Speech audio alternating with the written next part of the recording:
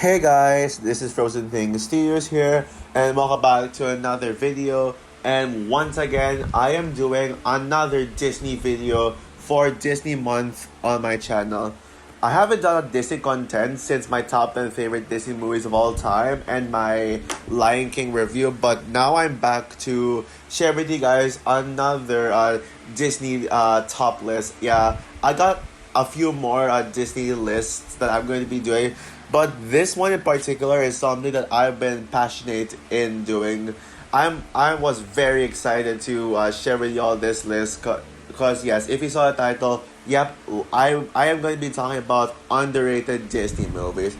Disney now is a very underrated and extremely overhated studio. This studio used to be the most praised studio up to the point where some would call it overrated, but now I think it's become underrated. And these five movies are some of their most underrated film. Although a vast majority of these movies that did not come out during the most during the time when Disney was hated became hated. So yeah. Now in this list, I am only counting Disney movies. I mean the ones that came from straight Disney. So not Pixar or Star Wars or Marvel like that. Just Disney. But there are some live action movies I included. In fact, most of the spoiler alert, most of the movies on this list are actually live action. So yeah, without further ado, if you want to know my top five most underrated Disney movies, then just keep watching. Oh, and yes, I am doing a top five instead of a top 10. So yeah, let's get right into it. At number five, Tron Legacy. Yep, the sequel to a movie that I find overrated. Yeah, I think Tron 1982, the original Tron is just alright, but I think it is extremely overrated. But Tron Legacy, to me, is the far superior Tron movie, and yeah, I absolutely love this movie, and I don't know how this movie only has a 50% on Rotten Tomatoes. It deserved so much better. Although although I do think it is I will say that this movie is actually better than the movies I'm gonna be putting at numbers 4 and 3.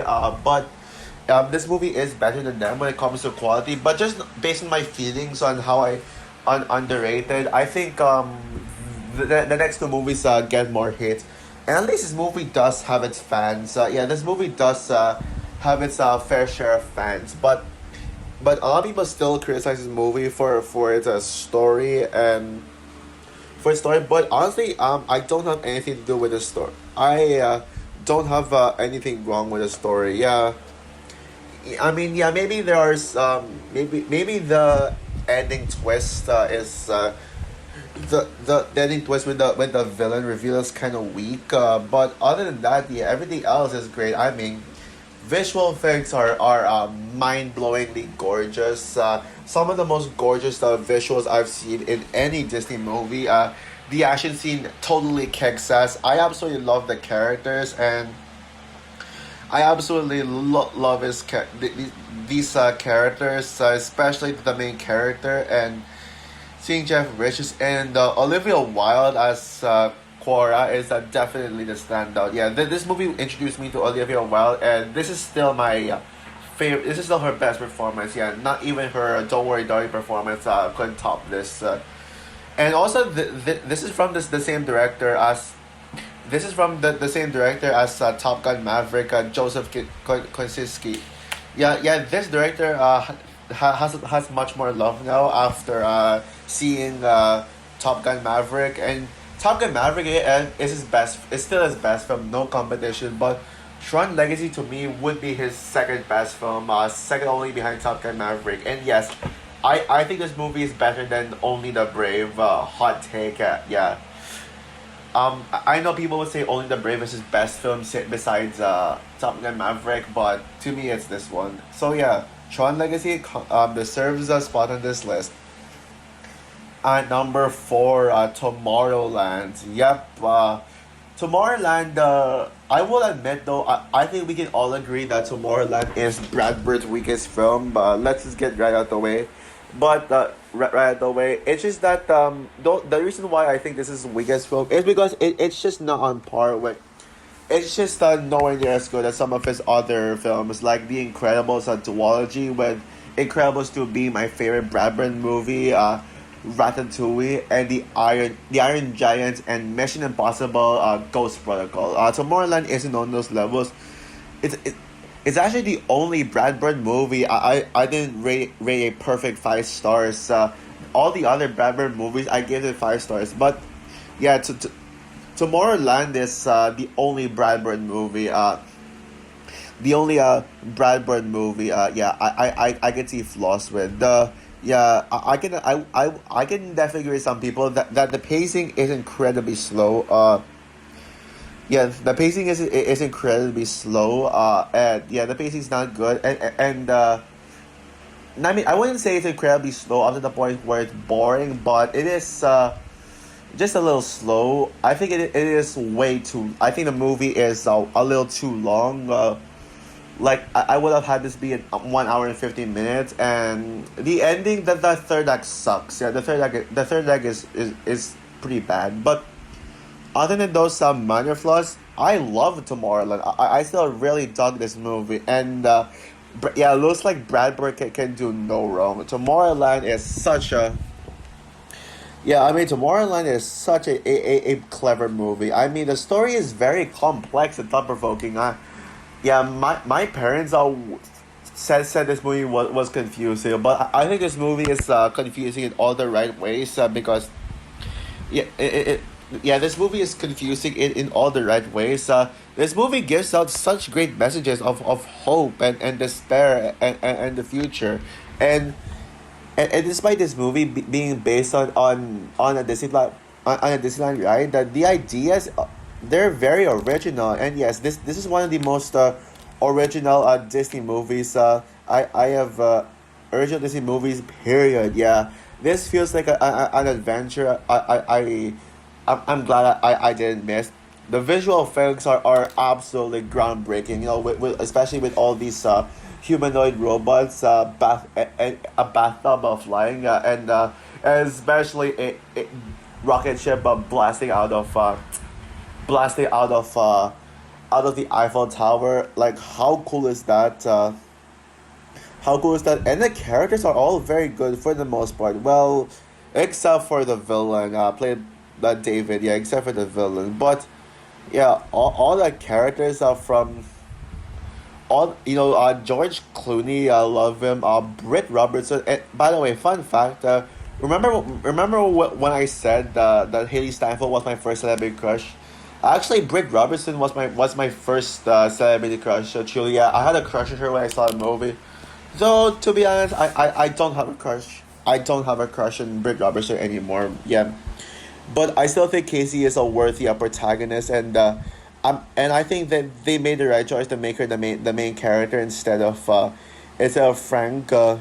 But Athena would be my personal favorite character in the movie. I mean, she has like probably the best character development in the franchise. The best character arc, and yeah, she's very unique, and she's also a badass as well, especially when she saved Casey's life from Catherine Hahn and Keegan Michael Key's character. Yeah, she really kicked her ass, and then considering that she's almost like the Terminator, except a little more badass. Yeah. And speaking of badass, yeah, the action scenes in this movie kick ass. Even though there isn't a lot of action, yeah. Like this is actually one of those movies I saw with an open mind or without watching any trailers, and man, does it feel refreshing. Yeah, it feels very refreshing. The only time I saw a trailer for this was when I saw Into the Woods in theaters. Into the Woods in theaters, and I was like, "Ooh, this is interesting," but I never got to see another trailer. I did see a 10 minute sneak peek of this on Disneyland. But that's basically it. So yeah, Tomorrowland. This is a spot on this list. It doesn't deserve the hate. I mean, if people just look on the bright side, it's like it's actually very good. And considering that I just mentioned Into the Woods, we get into my number 3 spot. Number three, Into the Woods. Yeah, I just mentioned this movie a second ago, and it is definitely like it definitely deserves a spot here. I mean, originally I was going to put Tomorrowland at number three and Into the Woods at number four, but then I read reviews for both films and noticed that Into the Woods actually has more hate than Tomorrowland, and so I think this movie deserves it. Plus, I actually do think Into the Woods is slightly better than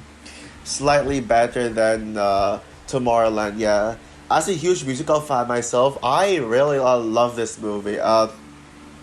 Yeah, I love this movie. I don't get the hate. Yes, it's not perfect. I mean, the pacing. This movie definitely does have its pacing issues, and the ending was like what the ending is very anticlimactic. And like you really expect more from the ending. You really expected more from the ending. Like you would I remember me and my dad and my brother like discussed about the ending and how it could have happened. Like the ending just feels like it just came out of nowhere, and like, oh, they don't even these characters didn't even get to live it happily ever after. But if you look past that ending with that so-called ending, everything else in this movie is actually very good. Very good. This is Rob Marshall's best film yet. Better than better than better than Pirates of the Caribbean on Stranger Thirds, which is the worst Pirates of the Caribbean movie, and certainly better than that garbage Little Mermaid remake. How the hell do people prefer that overrated Little Mermaid remake than Into the Woods? Into the Woods is everything the Little Mermaid isn't. Yeah, as a huge musical fan, I really enjoy seeing movies where all the where the whole time is just all singing. Like almost all of the dialogue here is being taken over by singing and yeah.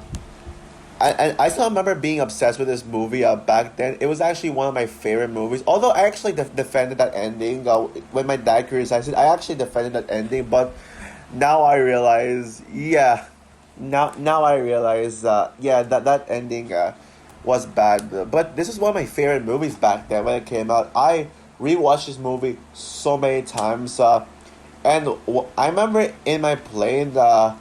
In the plane, I watched this movie twice in a row on the plane. Yeah, I watched this movie one time on a plane, and then when the movie ended, I played it. I replayed it again all the way from the start. Yeah, that's how much I really have a soft spot for this movie. The songs are all excellent. Excellent. I mean, there are so much countless songs that you can think of, but my personal favorite. My personal favorite song in this movie would be Agony. Yeah, the Agony. Chris Pine's a song. Yeah, Chris Pine has such a beautiful voice. Has such an awesome voice, and it shows with this and this is the things I get from Wish. From Wish. Yeah. Yeah. Chris. Yeah. I just I love Chris Pine's voice vocals in this. It just rules. And all the other and this movie has such a large cast ensemble. Ensemble. Yeah, Meryl Streep's witch is the central character. I thought she was gonna be the main villain. Well, she kind of is the villain, but at the same time, the giant is truly the main villain. And man, we're seeing here, and you also got Emily Blunt in this, and James Corden. Oh boy, I uh, I think yeah, James. If you guys don't know, James Corden is my least favorite actor of all time. But I can't believe I'm saying this, but James Corden actually gives a good performance in this movie. This is his one good performance, and I can't believe I'm saying that. Yeah. But my personal favorite character in the movie would be Anna Kendrick's Cinderella. Yeah, I mean Anna Kendrick. I mean I do like Anna Kendrick despite she voiced Oh God, no, Poppy. I mean, this is honestly one of Anna Kendrick's better films, and this is and I gotta say this is actually my personal favorite version of Cinderella. Yes, I actually prefer Anna Kendrick's Cinderella over Lily James's Cinderella. Yeah, but to be fair, I mean, I still think Lily James's Cinderella is gorgeous, and I love her, especially with how faithful she is to the original Cinderella.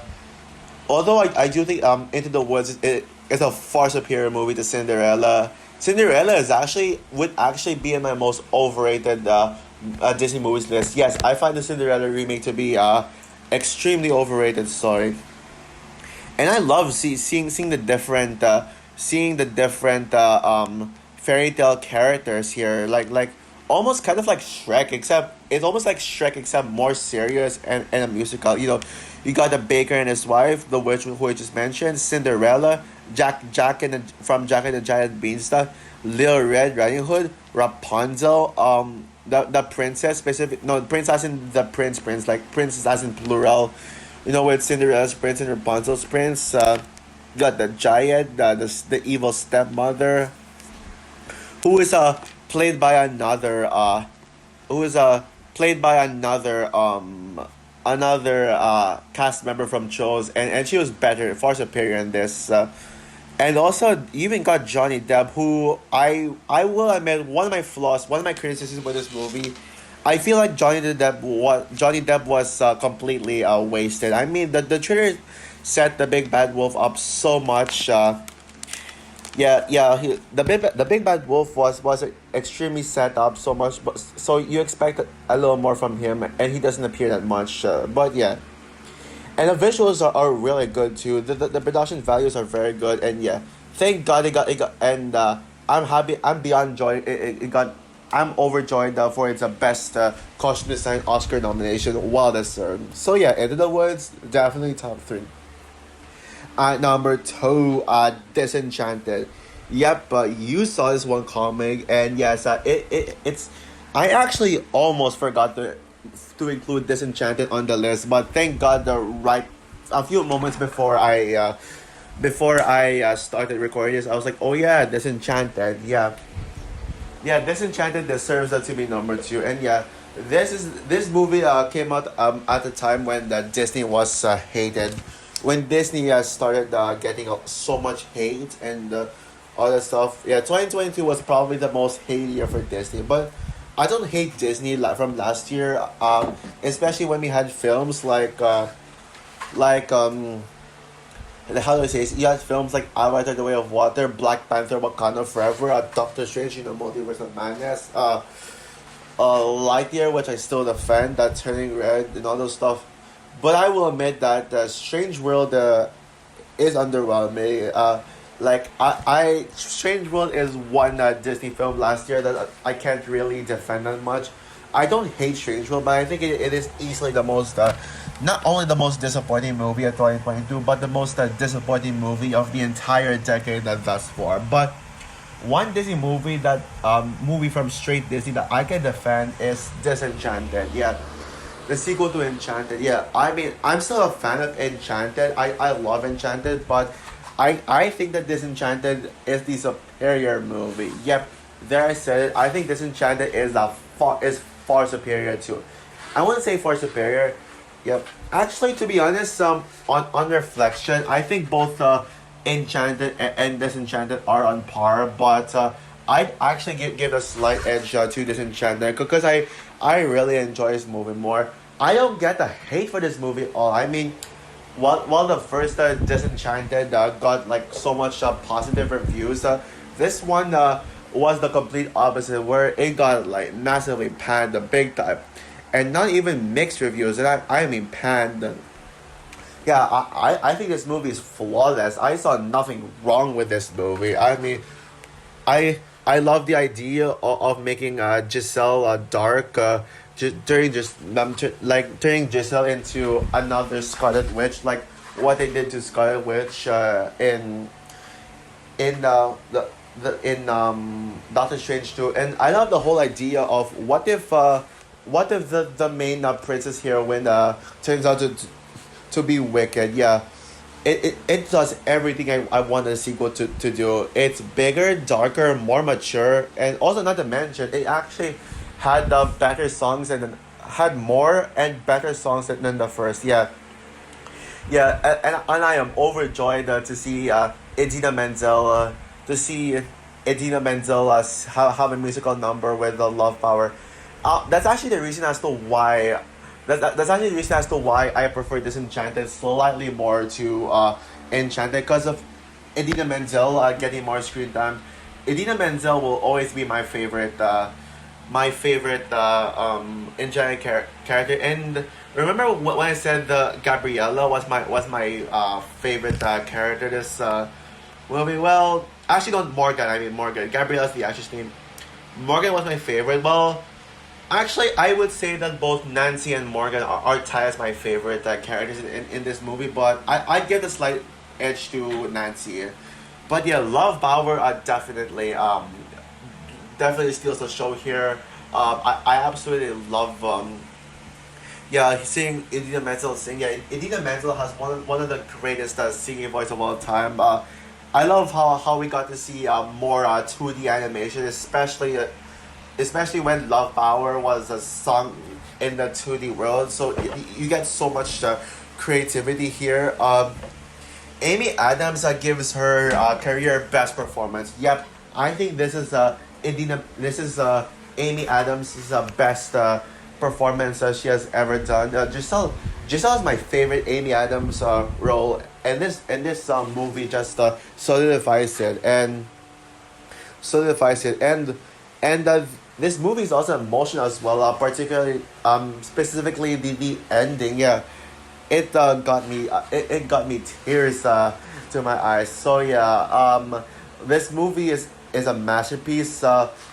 I don't think it's quite my top 10 favorite movies of last year because there are other movies I enjoyed more, I loved more, but this is a definite honorable mention. And I'm surprised I only saw this movie once. I definitely need to watch this again.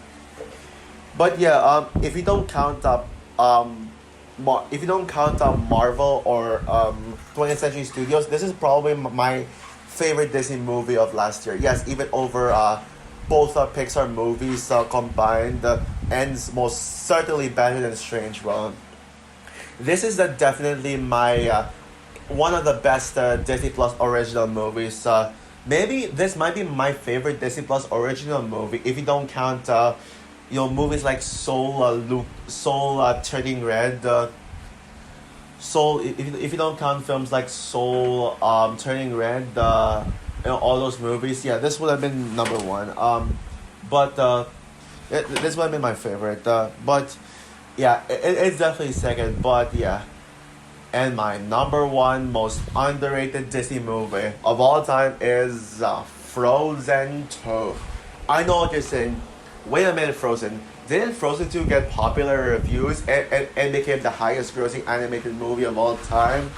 Yeah, sure. I mean, at first, initially, if you asked me like a few months ago, I would have placed Disenchanted as my most underrated Disney movie of all time, but Frozen 2. But yeah, now I come to realize that Frozen 2 truly is underrated. Yeah, I mean, I'm not gonna talk about the fact that this is my favorite Disney movie and my favorite movie of all time. I'm just only gonna talk about how underrated this is. I mean, yeah, first of all, it's just sad that this movie it is nowhere near as positively received as the first film. Some people including fans of the first Frozen outright hated this movie and said that this is and some people even hate it with a passion. I've heard some people put this in their worst movies of 2019 list, which is just why. I mean, and some people even put this in the F tier of their Disney movies ranking. I mean, how is this movie F tier? And how's this movie F tier? I mean, it's definitely not an F tier movie. Yeah, hell no for that. Hell no to that. I mean, and honestly, what's worse is that a lot of people don't seem to acknowledge this movie's existence. I mean, despite Ralph Breaks the Internet still gets more hate than Frozen 2, and Ralph Breaks the Internet does deserve the hate, by the way. people still talk about this movie. People still acknowledge and remember that Ralph Breaks the Internet existed. But Frozen 2, on the other hand, many people forgot that this movie even existed. I mean, if you're doing a sequel to the probably the most popular Disney movie ever, the one of Disney's most successful movies ever, and probably their most recognized movie, chances are people would also remember that Frozen had a sequel, because when you think about Frozen, you think about the fact that it has a sequel, but no, people just don't seem to acknowledge the fact that it exists, though, which is just sad, man. It's just sad that it's like this, despite this being the highest grossing movie. And I can't believe that there are some people who didn't watch this movie in theaters. I mean, some people saw the first Frozen in theaters but decided to skip out on this one. I even know diehard Frozen fans of the first Frozen, who haven't seen this movie yet. So yeah, if you haven't seen Frozen 2 yet, please do me a favor and watch this movie at least once in your life. Whether you like this movie or not, you end up liking it or not, just watch it once in your life. Once in your life, yeah. I think that this is far superior to the first movie, and this serves the same amount of praise, that if not this should have gotten even more praise than the first movie. I mean, if Ralph Breaks the Internet can get a higher rate Rotten Tomatoes score than the first Wreck-It Ralph, then so can Frozen 2. It can get a higher rating than the first than the first rating, but no, although thank God that Strange World broke this movie's record to be the lowest rated Disney revival age movies on Rotten Tomatoes. I mean, this was once the lowest rated Disney revival age movie by critics. I was like, no, this doesn't deserve it. I actually kept my fingers crossed that there would come a Disney movie that would get a lower rating than Frozen 2. Then came Strange World. Yeah, thank you, Strange World, for existing and being lower than Frozen 2. Oh, and another reason this movie another reason as to why this movie is underrated is because it did not get a Best Picture. No, it didn't get a Best Animated Feature nomination. Like, why? That is, I am not through with the Oscars on that. The Oscars are rigged for snubbing of Frozen 2 for Best Animated Feature. That is probably the worst snub of any Oscars period. That is a crime. And yet you nominated Missing Link. Who and Missing Link and I was said that the boy is something. Whatever the hell that is. Whatever the hell that is, that indie film, the boring indie film. I don't even remember the title. How is those movies are more worthy of a Best Animated Feature than the Frozen 2? And I can't believe people actually thought it was a good thing. That's just sad, man. Yeah, what a shame. And yet, Toy Story 4 won. It's not, despite Toy Story 4 isn't even that good. I would have given the Best Animated Feature Winter Claus. Yeah, why? Yeah, why couldn't they let Netflix win Best Animated Feature at that time? Well, thankfully, they redeemed themselves with they nailed it with having Guillermo del Toro's Pinocchio win. Despite some people say Puss in Boots 2 should have won, I think Netflix. I'm happy the Academy went for a Netflix movie, the only streaming service movie to win Best Animated Feature. Why do they keep saying Best Picture? So yeah, this movie deserves better. This movie is perfect. I cannot wait to make a redo review of this movie. Yeah, and that's just it. Oh yeah, also not to mention the Frozen 2 songs here don't get any recognition. How the hell do people say the Frozen 2?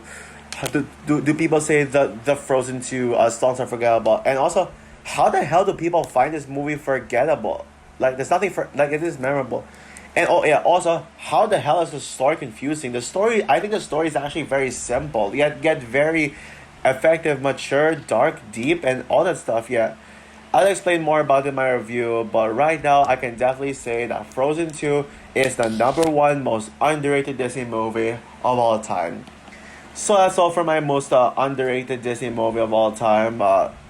Like, what is your most underrated Disney movies picks? Do you agree with my picks, or are there any other Disney movies you consider underrated? Yeah, I know most of these movies are live action, but it was a little tough to choose an anime to leave them off the list. So yeah, comment down below, like, subscribe, hit the notification bell, and stay tuned for more videos to come. I actually have I'm going to be doing a lot of videos today and tomorrow, so the next 2 days will be quite busy on my channel. But my next video shall be my rant on Paw Patrol the Mighty movie. So yeah, bye guys.